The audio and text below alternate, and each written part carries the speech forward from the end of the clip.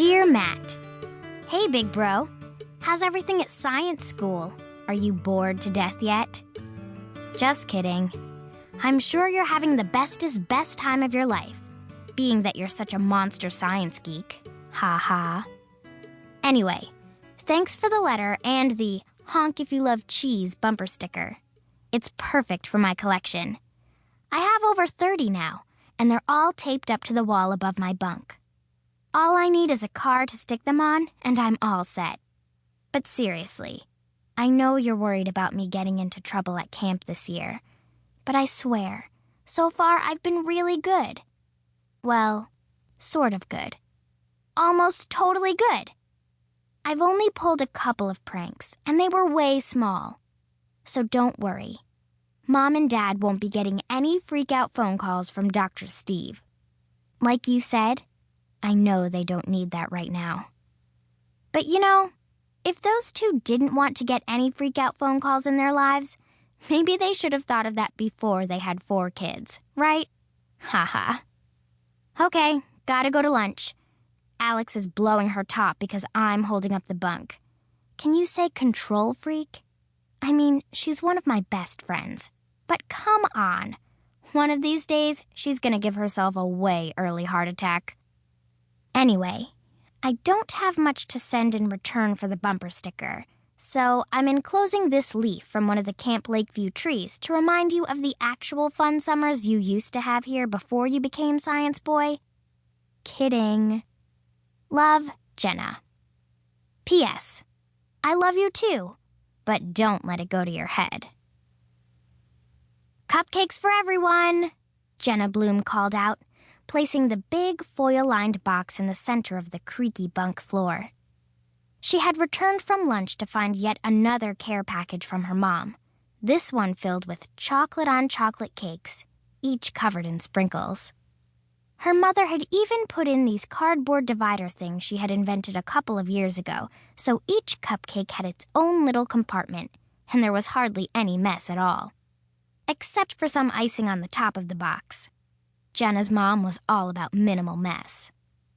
As soon as Jenna set the box down, all her friends in bunk 3C dropped what they were doing and hit the floor in a circle.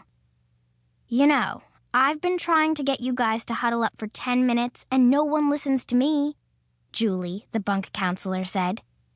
Jenna could tell by her half smile that she was only pretending to be annoyed as she stood over them. Are you telling me all I had to do was bribe you with sweets? All you ever have to do is bribe us with sweets, Grace joked. She dropped the book she was reading and quickly wrapped her curly red hair back in a ponytail. We never get good desserts around here unless Jenna's parents send them to us. It was true. Jenna's mom and dad had been responsible for most of the sugar highs in 3C this summer. Jenna was proud and happy that her parents were so popular with her friends. I call the one with the most icing, Chelsea said, leaning over the box until her long blonde hair fell forward and almost got stuck in one of the cakes. Which one is that? Valerie asked. I don't know yet, but it's mine, Chelsea replied in her ever-bossy way. Well, I'm taking this one, Bryn announced, her voice booming. She grabbed a cupcake from the center and licked half the icing off the top. As soon as one was gone, everyone in the circle attacked, laughing and fake whining over how small or big their choice was. Sheesh, it's like they've never seen a cupcake before, Jenna joked to Alex Kim, who was the only girl in the bunk not grabbing for the snacks. Don't you want one? Nah, Alex said, shrugging one shoulder. I'm still stuffed from lunch.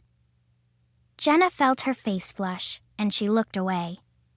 Alex was the only person who never took her up on her offers of candy bars and cookies whenever her mom and dad sent packages. It was like she thought she was too good for the Blooms' gifts. Jenna didn't get it. She and Alex had both been coming to camp at Lakeview for 4 years, the longest legacies in the bunk, and they had always been good friends. They both knew more about Lakeview than anyone else, and together they felt kind of like the leaders of the bunk. But as close as they were, there were certain things about Alex that Jenna didn't understand. Like how she was sometimes so blunt, even when what she said might hurt someone's feelings.